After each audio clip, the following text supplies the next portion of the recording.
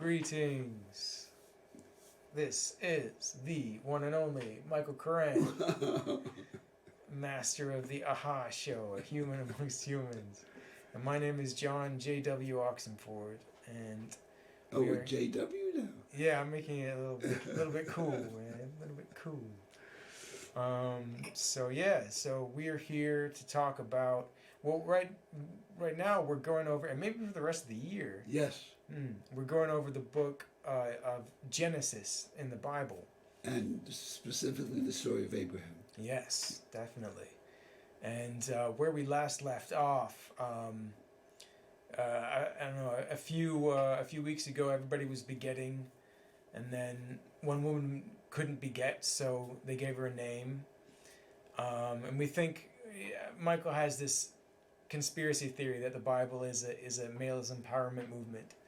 At least then. Yeah. 10 generations of men begetting. Begetting, yeah. All these years of begetting men. So, and last show we had Alex and Sarah on, and we were all talking about, I think our conversation ended in the sensation of different sensations, and maybe the sensation of being God, or feeling God, or sensing God,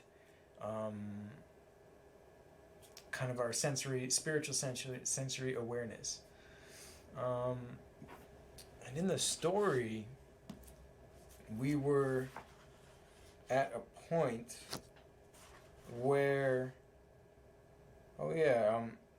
Yahweh was seen by Abraham and said, "I give this land to your seed." Whoa. Yeah. So this guy's got some special seed.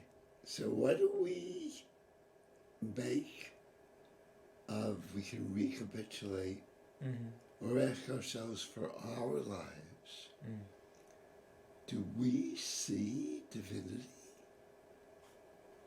Do we see divinity? Yes. As in sense it? As in see it visually? Visually or sense it, either one. Huh. Divinity. What do you define as divinity? That's a good question. I mean, Yahweh was connected with the gods. The gods are Elohim. Oh. And Yahweh was at least one of them, and some people claim that he was all of them. Yeah, that's what I was thinking. He was sort of the one God, you know? Yeah, but it seems like this one is a community, like one jazz. I mean, United States of America is one possibility. Yeah, different states making one huge. So what does it mean to see? Maybe it's simple. You see it on the teaching tree. The teaching tree, yeah. Which one was that? It's the oak of Moray. Yeah, the oak of Moray. Maybe there's a teacher there. Maybe it's the tree. I love looking at trees. I think everything is an offshoot of God. Trees, grass, sky. And I mean, in the beginning of Genesis it says, in the image of God he created humanity, for sure. And then God created it all. Fish, birds, trees, apples, snakes. So maybe to see divinity is just to see. You have to finish that sentence. To see the myriad of representations of God? Yes, maybe. That you can, as I'm getting very older, closer to death, I'm be able to see trees and people in a new way, as if a veil has been lifted. And I'll say, oh, this is John J.W. Oxenford. I never really knew how to see him. And now I see him in a very different way than I have in the past. As if he's one of the seeds from the cosmos. A cosmos seed. Yes, the That's cosmic seed. yeah, We are cosmic seeds. speaking of cosmic seeds, I just turned 35 yesterday. So Happy birthday. yeah, and yours is in a few days, isn't it? Yeah, I'm going to be 83. 83. So So 35, 8 goes to 3 with an 8, and that would be, what, 38 years more than me? yeah, Wow. No, wait. at 38. Huh? Or no, maybe 48. 48. 48. Oh my god, yeah, we So were doing if that. I get to 90, which is unlikely, 90 is another 7 years, and you'll just be 42. 42. You still won't be half my age. I have to get, if I get to 100, you'll be 52. If I get to 100, you will be half my age. Wow. Something to look forward to. Yeah. 42 is a sacred number in my language, so. Oh, it's a special number. Yeah. The first black athlete, Really? Brooklyn Dodgers. That was their Number, Jackie Robinson. Oh, wow, that's a smart individual. 42. 42 is Ace of Diamonds. Why? I don't know. I have no idea. It just I came to thought me and it stuck. And ace is a what? Ace of Diamonds, Ace of Intelligence. Intelligence is diamonds. 42 is Ace of Diamonds. Ace is the highest in the deck. Well, seems rather arbitrary, but good for you. Okay, I'll continue the story. Okay. He built an altar there to Yahweh, who had been seen by him. So they're really emphasizing Yeah. that he was really seen. I love it that you can, not like, eventually they said God is beyond, some other world beside this one. But in this story, you can see Yahweh and hear. Do you think you could hear or see divinity? I think it's happening all the time, actually. You can hear the birds, the wind, the traffic, people, I'm not sure about the cloud. You could certainly see the clouds. You could do what you do and look at the cloud and say, what does it mean to you?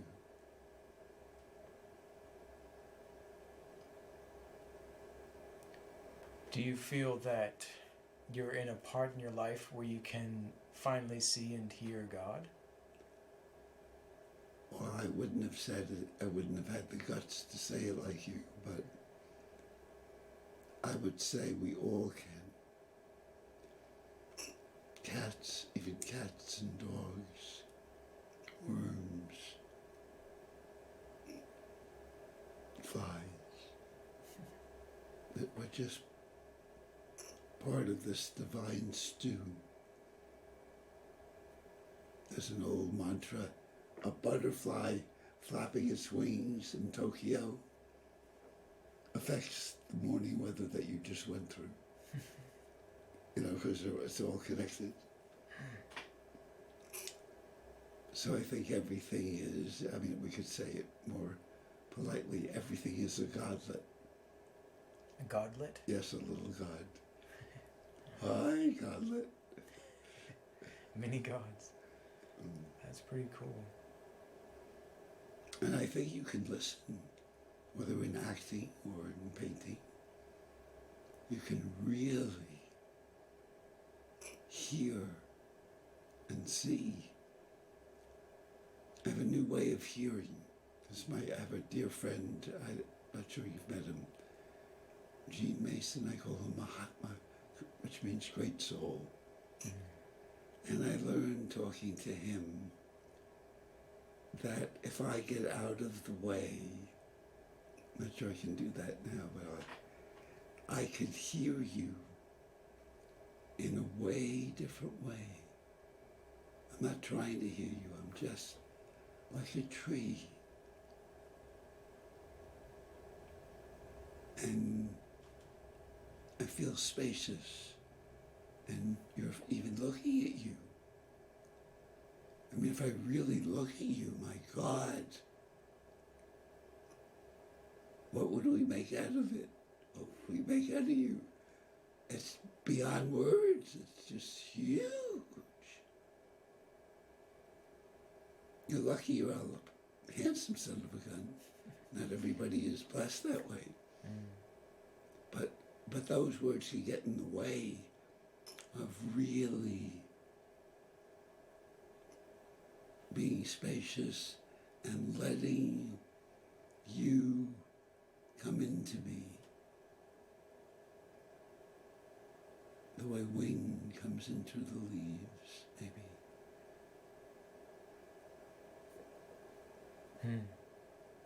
I think that's why artists have self-portraits. It just says so much more about them than could possibly be put into words. So you could look at you in the screen. What would you make of you? I look like I'm thinking very intensely. I don't know what that is. I don't know why I look like that. I had a girlfriend once who was in my first attempt at college, and she said, she always used to ask me, "What are you thinking?" And I didn't know how to answer it because my mind was completely blank. Wow, like a Buddhist meditator. Maybe I was born like that. To me, it made me feel like I was simple and stupid, but she'd always be asking me, "What are you thinking?" Oh, they spend their lives trying to clear their mind. I cheat, I meditate by just letting my mind move around like dreams or waves. But if we really looked at you, or me for that matter, geez, help. It's much more fun when you look at you. But I'm amazed at what I look like. I mean, I don't want to say old man, although that comes to mind. It's so much more than words who that man is. Who hasn't, we both have new haircuts now. So I think that might be an opportunity to see divinity or Yahweh. I mean, it was a big thing for Abram to do it once, but maybe thanks to Abram we can all do it. Maybe whenever we choose to. And you do need that blank mind that you have, and just let all those waves from your cheeks and hair, your shirt, your neck, your ears, and just let them come into me.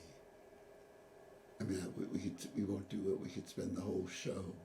We will now look at John J.W. Oxenford for the rest of, we have 45 minutes, and the audience will be mesmerized. I mean, I put my $5 in on that, but I'd probably be the only one in the audience. Maybe. We will see if Sarah decides to post it. Well, we can move on. Okay. That was huge, though. I didn't know she decided to post them. Say that again. I didn't know Sarah was the one who decided to post the She does. episode. She just posts them. Cool. Good to know. She likes them. Good. Okay. Awesome. So, this land is going to be his seed, and he sees Yahweh. He moved on from there to the mountain country, east of Bet-El. What do you make out of this land? How do they phrase it? This land, this Mountain. your seed. What is it exactly? Yeah, I give this land to your seed. Wow. As if Yahweh is some lord that owns the land, right? Doesn't sound fair. Well, if Yahweh created all the earth, I suppose it is theirs. I guess. Unless they give it to their spawn. which case Yes. I'd be very grateful. To your seed I will give this land. And of course, this is the land of Israel that they're fighting over. And the irony is, Ishmael, which is his first son, is his seed. And his second son, Isaac, is probably not his seed. Wow. Sarah was a very freewheeling woman. Sarai. But he connected to her, not to her, to him. He heard from divinity, Elohim, please take your son, who you love, Isaac, and put him on an altar like the altar he built here, and sacrifice him. And he said, please. It wasn't quite a command. And Abraham did it. And he tied his son up, put him on the campfire, raised a knife. See if I can get my hand in here. And was about to, we don't know. He raised his knife, and then he heard words that said, Abraham, Abraham, don't do anything to him. Don't stretch out your arm. And at that moment, or before that moment, Isaac might have felt he was being killed by his daddy. But those two voices, they could have been friends of Isaac who were along on the journey. Isaac was spared. But he then owed his life to Abraham, if that makes any sense to you. He would have lived or died. And so they connected. It was like adoption. Okay, you now owe your life to me. You are connected as a son in a different way than Ishmael, who was my seed. But you are my son too. And so this whole challenge in the Middle East is that the sons of Ishmael, who are Arabs, are fighting with the sons of Isaac, who are Jews. And if they understood the story, they would realize that Ishmael is the seed, the Arab is the seed, but the Jews are adopted. And so the land is for both of them.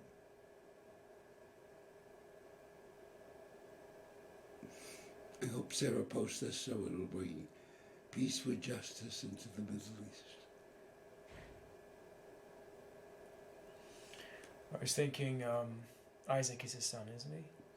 Isaac is Sarah's son for sure. Of Abraham? Probably not Abraham's seed. Then I mean Ishmael. Ishmael is the seed, yes. Ishmael, and you were saying Ishmael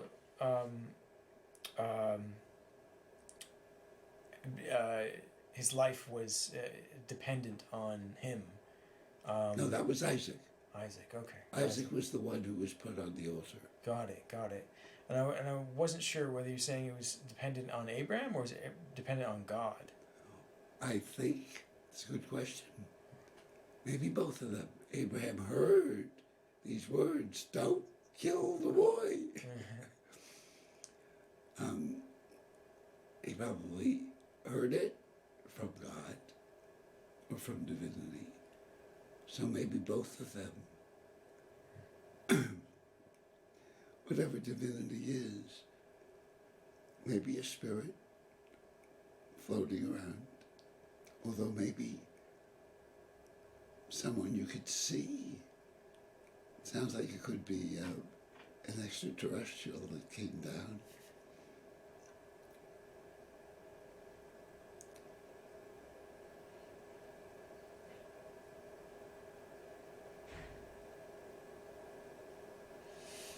I've been watching just kind of a sort of a tangent, just another thought. I've been watching Danny Carey, the drummer of Tool, and he's supposed to be one of the best drummers in the world. And I was listening to his records since high school, and I never really understood it.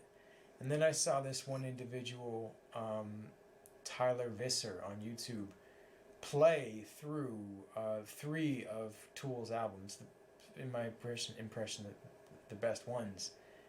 And it was so complicated. I thought this person must be extraterrestrial. I mean, I've been learning to play the drums for about 7 years, and I'm seeing this youth, probably half my age, if that, playing polyrhythms that I couldn't even understand. Wow. It was just so impressive. Wow. And I now appreciate so much that if I allow myself to believe that they're human, I'm so impressed and grateful for these people making seriously complicated good music. Sounds great. Sounds great. Should we go on? Sure. And spread his tent. So let's go back. He moved from there to the mountain country east of Bet-El, and spread his tent, Bet-El toward the sea, and Ai toward the east. And Bethel means literally house of God. Oh, wow. Beth is house and El is God. So would you separate Bet-El from Eden? Are those different? They are different, yes. Okay. Eden means pleasure. Oh, got it. The garden of pleasure. Oh, why did they mess it up? Then he built an altar to Yahweh. Wow. And called out the name of Yahweh. Then Abram journeyed on. So it doesn't sound like at that moment, one possible understanding. Well, this might be the first time he uses the word Yahweh. Right? We're told in the narrative that he saw Yahweh, but he didn't use that word. And now he's calling Yahweh. Well, that would be nice. God. Oh. Hey, divinity. Or I love in English, Yahweh, the yes way, the Yahweh. Yeah. Hey. Oh, I hope to do that. Yahweh. Yahweh, Yaman. To Jerusalem. To, where's it going? Exodus. Then Abram journeyed on, continually journeying to the Negev, the southland.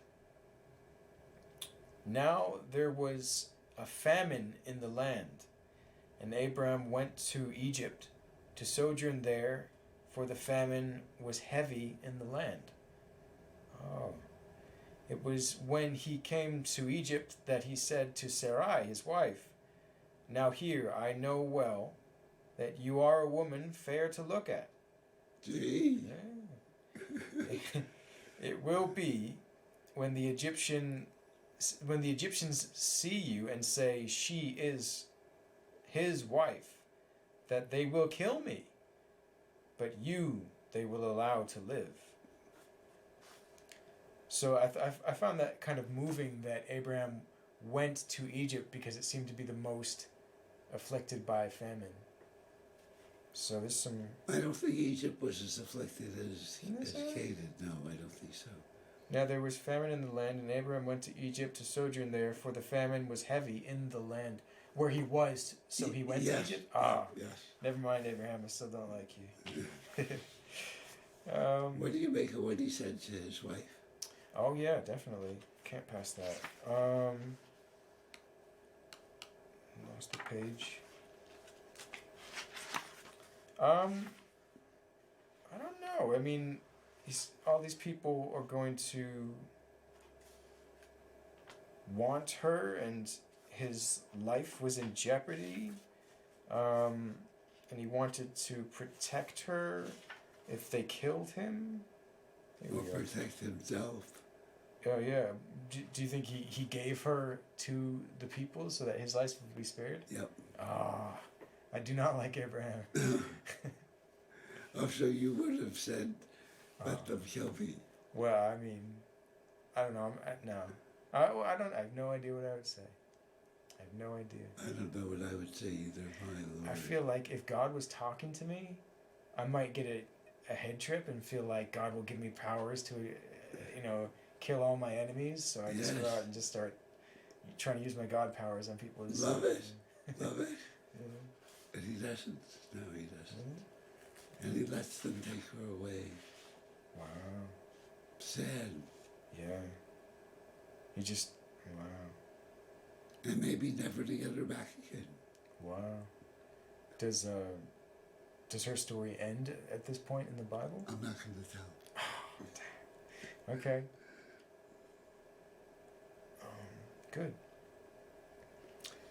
Pray, say that you are my sister, so that I may go well, so that it may go well with me on your account, that I myself may live thanks to you.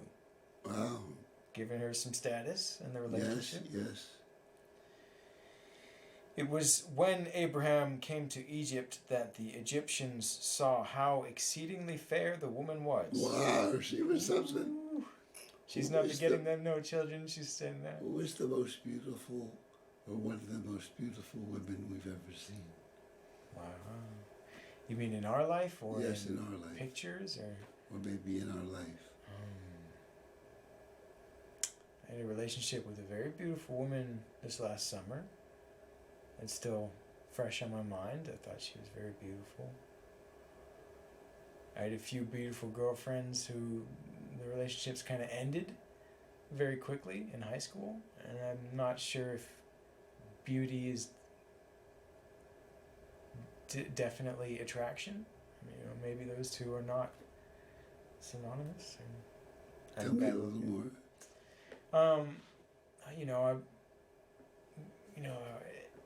A good-looking young boy, a good-looking girl, ask her out,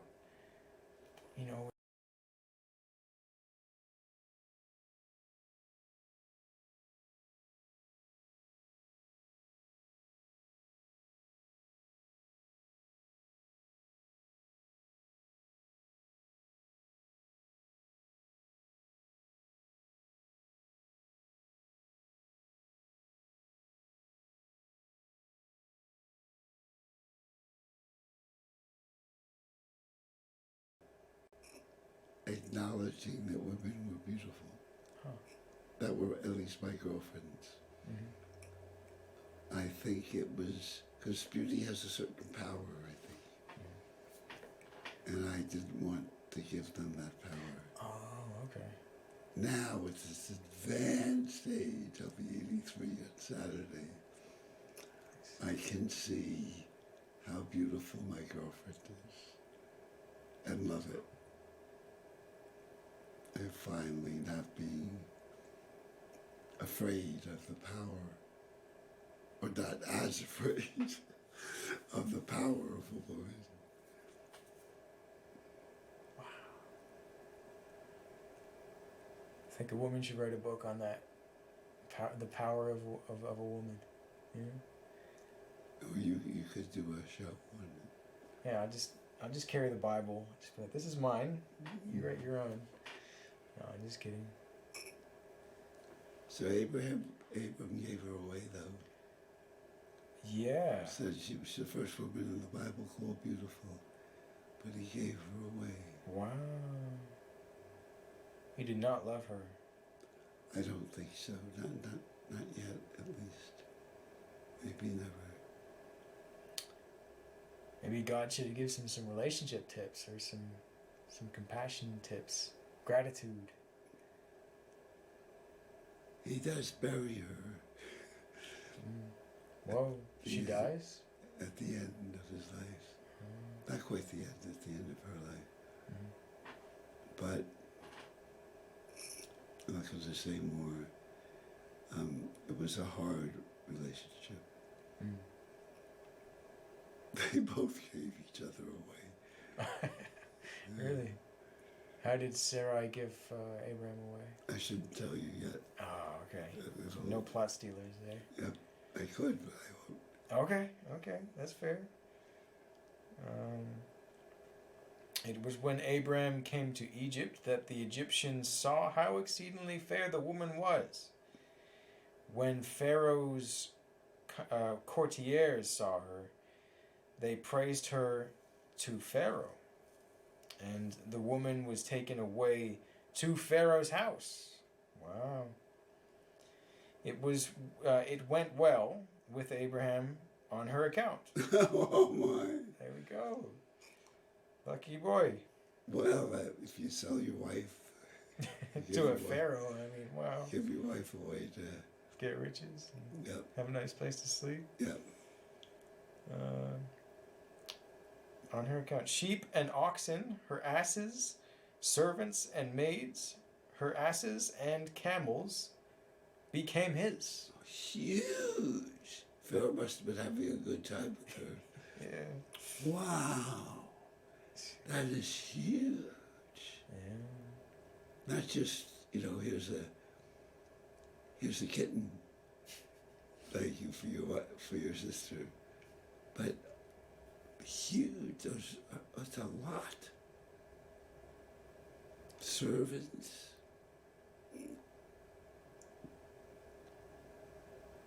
I wonder what Abraham was thinking. Must have been hard. Thinking that Pharaoh and Sarai was having such a good time. Mm.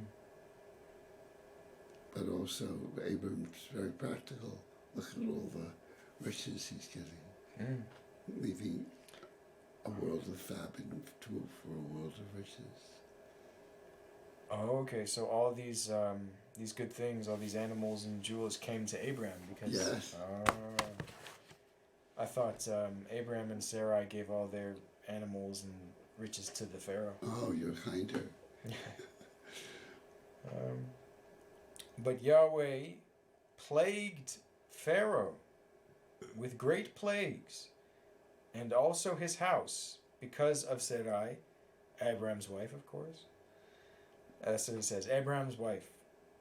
Pharaoh had Abraham called and said, "What is this that you have done to me? Why did you not tell me that she is your wife? Why did you say she is my sister? So I took her for myself as a wife. But now here is your wife. Take her and go." Wow, he's not even going to punish him. Oh, wow. Wow.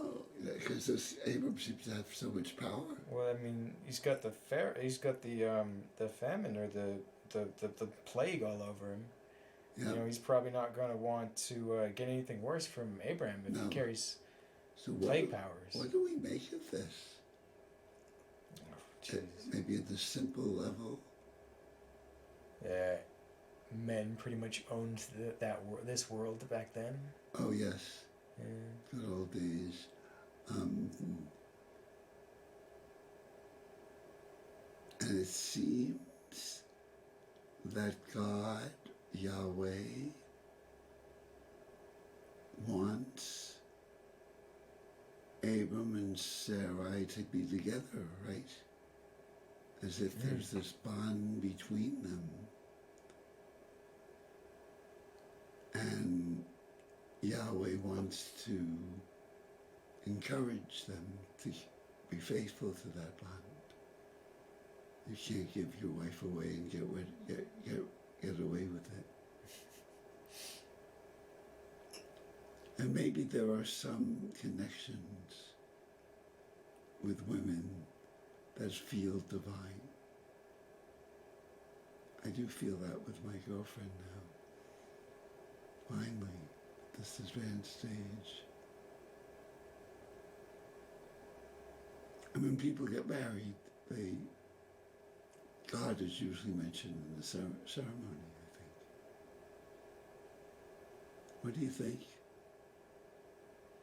Of God being mentioned in the ceremony? Or God being involved Because I think you'd like to get married and have children. Is that true? Yeah, definitely one day. So is God involved? Is God involved?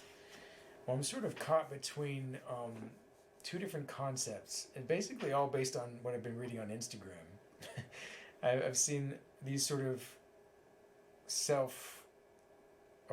affirmation kind of things, and I've been seeing these things about God, and I'm sort of confused. I'm not quite sure yet if people are getting what they want in life. You know, some people seem to have everything they've ever wanted, and is that coming because they're manifesting that in their life? They're just keeping it in their mind so much that they attract those frequencies, or is it because they are praying to God, or that in trying to manifest this, God sees that they want it so much that they're worthy of wanting it that much that they get it? Wow. Yeah. So is it us getting what we have in our life, or is it God presenting that to us? Maybe both. Maybe it's an old mantra, God helps those who help themselves. You start doing it and you get a great wind from the earth and heaven that helps you. For your ship. Yes, like the winds from a ship. Yeah. So I guess that sort of God sees that you were trying to manifest these things in your life. Yeah. So then God says, you have manifested enough. You know, you tried hard enough. Here are your riches. Yeah. Yeah, that's pretty cool. Yeah. So I can manifest either which, you know, depend not I can manifest, you know, no matter what is true, me manifesting for my life will get me my riches. But at the same time, people may be rich, but they may have lost connection with people. You know, they once knew, they once loved. Yes. You know, change can be healthy, and change based on money is not necessarily bad, but when someone gets all these riches and just loses their heart, you know, loses their connection to what they once were, you know, I think it's a bad thing. I agree. Excellent. That would be great too, but do it the positive way you've said, to try to build up what we want and to get help from powers beyond us.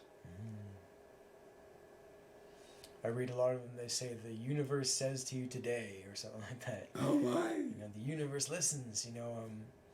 When I was just reading, the universe senses frequencies. So you can say, yes, I want this, no, I don't want that, all you want. But if you're not connected to the frequency that the universe can sense in you, then you won't get it.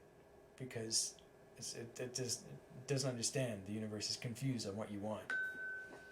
But if you can get those frequencies aligned with the universe, you can get what you want. One philosopher, Kierkegaard, said, if you have a pure heart, which I'm not sure I do yet, but telling you I might, if you have a pure heart, that would be a frequency that divinity could respond to. If I truly love someone or truly want to write a book or become an actor or whatever, if it's pure-hearted, maybe not for the money, money's nice, but you really want it for what it can do to you and others, maybe that's getting on the right frequency, which I haven't done yet, but thanks to you, I might try. I haven't either, actually. My life is good and I'm grateful, but I wouldn't say that I'm completely on the frequency of the things that I want in my life. But I can't complain either. But that's also something that's a goal for me as well. Yes, I'm gonna try. Cool. Definitely. definitely. Wow. 'Cause that's another book I want to write Oh, cool. on Abraham. Actually. You're helping. Well, you're actually, if if this means anything to you, 83 is the Ace of Clubs. Yep. So I mean, you should be in my little sort of religion, spiritual thing language. You should be very much in connection with the spiritual world at that age. Thank you. You're welcome. Starting Saturday. Starting Saturday. That's a good day to have a birthday. You see how your friends. Yeah. So totally just. I mean, you can do what you want with your life, but I would suggest that when you wake up that day, realize and believe that you are in close connection with the spiritual world. Yes. Meditate on that and feel the good vibes. Love it. Cool. Okay, and there's one last, I think we're at one last sentence. We're on line 20, I think. Yep.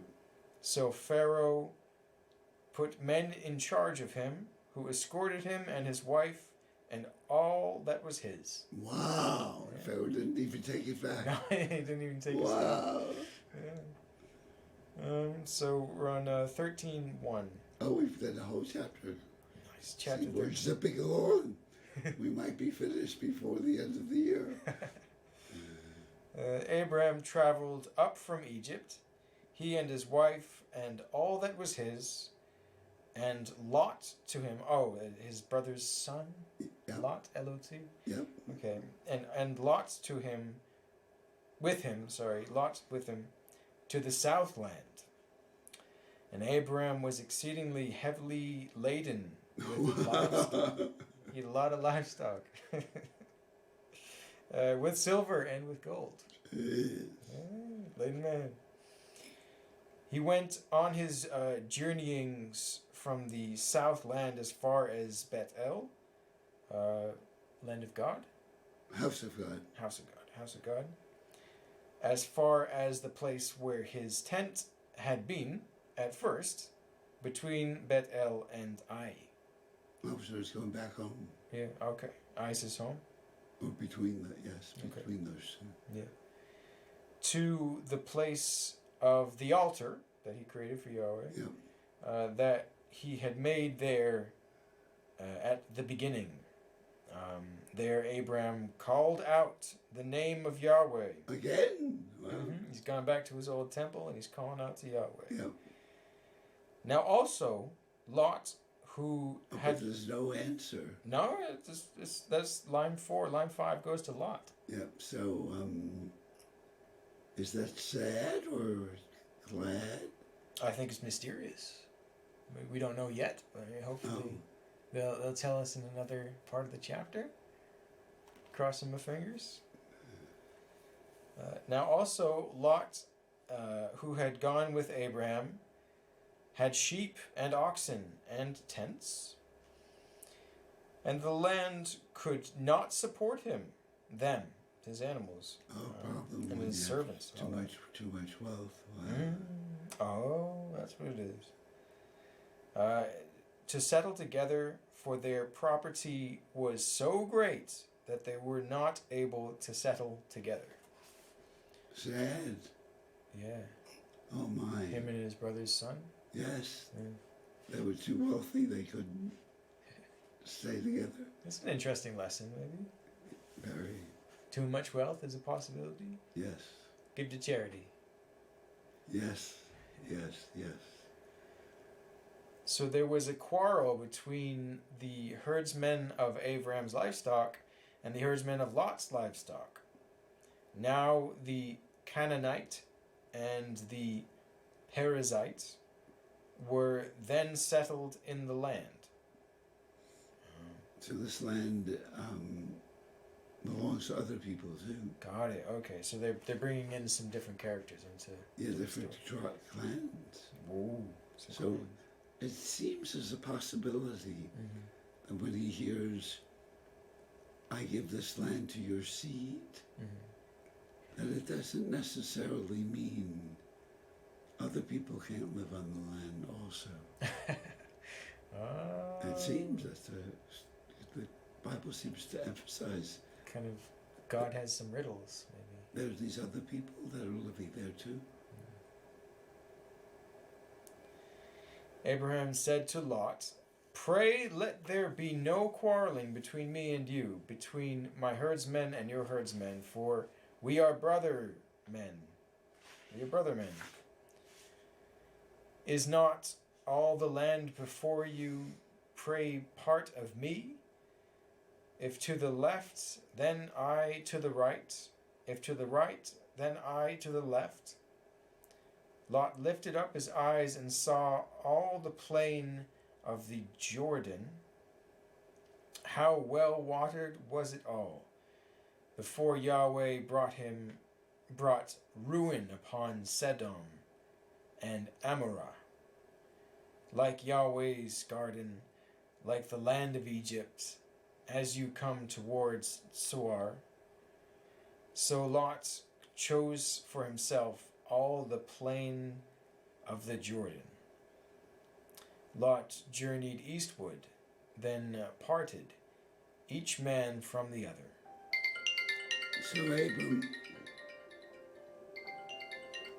So Abram was a good uncle. Yeah, he's just given part of the land that God said was his, or we're not sure. Maybe he was saying it's yours as well. Yes. Yeah. Oh, I love it. So he's saying, Lot, it's yours as well. Yes, even though Lot is not his seed, yeah. just his nephew. He's a nice guy. Oh my. It's a little sad that they parted. Oh. Did you have connection with Lot? Were you connected to their friendship, their relationship? Maybe now that you're mentioning it, I'm talking to my nephew every week. Oh, cool. He's a conspiracy theorist. He's looking at only the women he's interested in have not been vaccinated. Oh, okay. So that makes it hard. Very hard. He has a T-shirt that says "Anti-vaxxers matter." He's only interested in women who are not vaccinated? Yep. Oh, conspiracy. Wow. So if anybody's listening, he's a lovely man, 52, has his own home near Eugene, Oregon. Sweet as could be, but I don't agree with his conspiracy theories.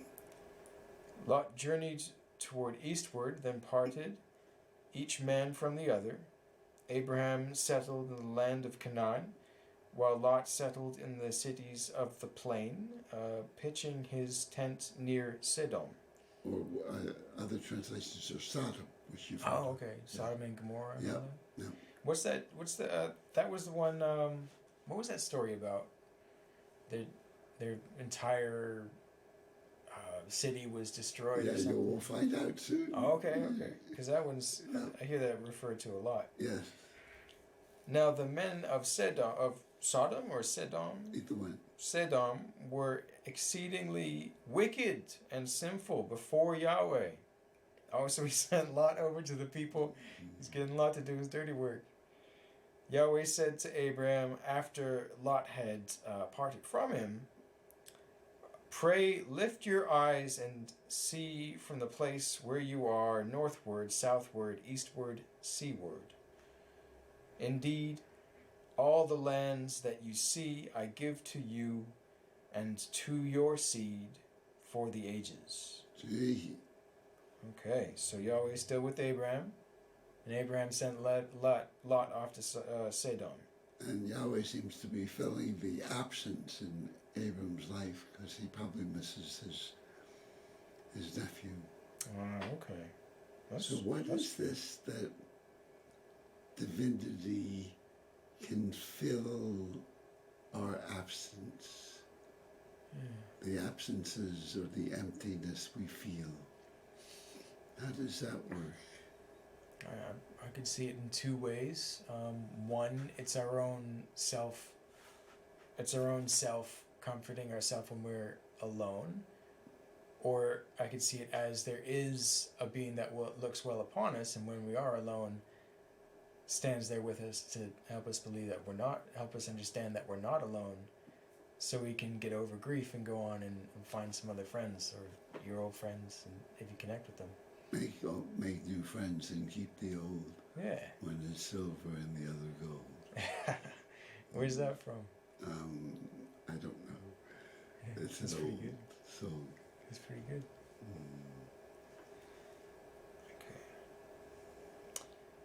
I will make your seed like the dust of the ground. Gee. Like the dust? It's a lot of seeds. Yeah, oh, I get it. I wasn't thinking that would be a very nice thing for your seed to be, all dust. Maybe not. Just dust. But there's a lot of dust, I think. Yes, a lot of dust. That's what I understood by what you said. Wow. It's a lot of seed. I'm not sure I'd want it. Help. It's a lot of people. Help. So that if a man were able to measure the dust of the ground, so too could your seed be measured. So, okay, exactly what you're saying. And the funny thing It's a lot of is, seed. there's over 2 billion Christians, over 1.5 billion Muslims, and 3,500 years of Jews, and they all say they come from Abraham's seed. Oh, okay. So, Must have been something special about him. yes. Oh, he was nice to his nephew. Wasn't too nice to Sarai. But boy, he sounds like the earth just be so fruitful. I don't quite get it. I mean, we don't have that. Well, I would like to be connected as family with everybody. Mm-hmm. You're here. I would like, I think we're all in the same boat. Yeah. So maybe that's part of it. It sounds very sexy though, that my seed. Wow, I'm not sure I could handle it. Gee. Maybe next lifetime. Oh my goodness. Yeah, it's a very, he should be a very grateful man. That's what he should be. He. Yahweh. Oh, Yahweh or Abram? Abraham. Oh. Wow. I would feel so sexy, it would be pathetic. Yeah. Hi there. Hi. How you doing? I could. My seed is all of the dust particles. Here's some seed for you, babe. Gee. Up, walk, and through the land is in its length, in its breadth. Woo. He's as big as the land in its length and its breadth. For I give it to you. Abraham moved his tent and came and settled by the oaks of Mamre. Oh, again, yes. The oak of knowledge. No, Moray was the teacher. This is a different oak. Mamre. Yeah, that's the name of one of the people he knows and maybe one of the clans. Oh, okay. He's making friends with the people who live there. Which are by Hebron. There he built an altar to Yahweh. Oh, another one. Yeah, yeah. So chapter 14. No, we're zipping along. Yep. And when do we end? We have 3 minutes, don't we? So we just sum up what you feel and think about this? Yeah, I mean, there's no real, hiding about it, and God is really pumped for Abraham to have his seed pretty much control the world, or be the world. I don't know how that will be for the clans who actually lived there before him, but if he's got Yahweh on his side, I mean, the Pharaoh said, oh no, have everything back. He didn't punish him or anything, so Yahweh's got some world sway. What about people like in India or China that really don't know about Yahweh, or Japan, or They probably have similar stories of other people that we don't know about, I think. tell me a little more. I don't know their stories that would connect to this, but I've read Tao Te Ching, which is a very interesting sort of.